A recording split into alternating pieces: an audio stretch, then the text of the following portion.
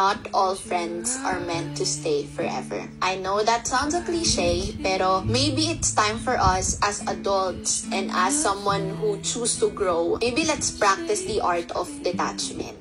I honor your relationship. I honor the years you've been together. I honor that you were sisters. I honor that you've shared some pretty much big milestones together. You've seen each other, diba, through the ups and downs of life. But let's stop forcing a connection that's no longer there. Let's stop forcing a connection that's long been gone. I'm not here to judge.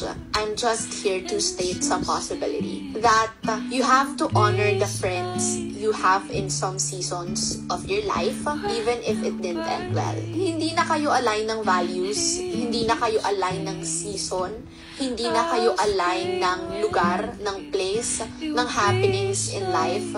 And somehow, there's no one to blame. Like, there's absolutely no one to blame. It's not like, nag-iba ka na. It's not like, nagbago na ako. It's like the situation, the environment, the circumstance are not supporting our relationship. Sometimes you have to accept that conclusion. That not everybody in your life, specifically your friends, are meant to stay forever. And that is completely okay. You have to be okay. You have to be acceptable of that.